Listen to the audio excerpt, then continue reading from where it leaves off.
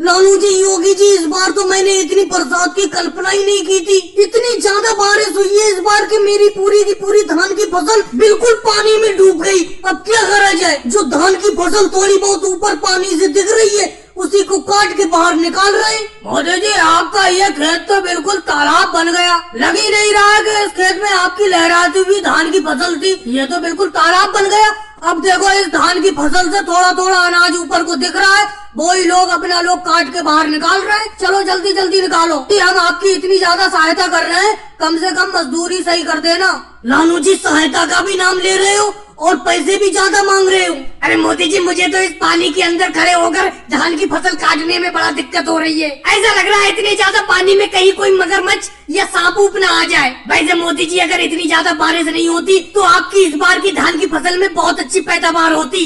योगी जी, मेरे इस धान की फसल में पैदावार तो इस बार अच्छी होगी। अभी भी कोई खास ज्यादा नुकसान नहीं हुआ है। इस धान की फसल को पानी में से काट के सूखी जगह पे बाहर ले चलती हैं। मोदी जी, कहना बहुत आसान है, करना बड़ा मुश्किल है। आप देख ही रहे हो कितनी मुश्किल से इस धान की फसल को इस पानी के अंदर से काटा जा रहा है। इस धान की फसल की कटाई बड़ा मुश्किल कटाई है पानी के अंदर, लेकिन क्या करें, ये आपका खेत है, हमें ये काम करना पड़ेगा। चलो अखिलेश, ये बहुत बहुत मेहरबानी, कम से कम तुम मेरी धान की कटाई करवा रहे हो। लेकिन तुम मेरी धान की कटाई कोई फ्री में थोड़ी करवा रहे हो, कम से कम 2000 रुपए लोगे। लेकिन राहुल, तुम बड़ा पीछे रह गए धान की कटाई करने में, तुम तो बिल्कुल पीछे हो। और मोदी जी, मैं क्या करूं? मैं इस पानी के अंदर धान की कटाई सही तरीके से कर ही नहीं पा रहा हूँ। इतनी ज्यादा बाढ़ पता नहीं इस बार किस तरीके से आ गई। भाई जी, इतनी बाढ़ कभी आती नहीं है अपने गाँव में।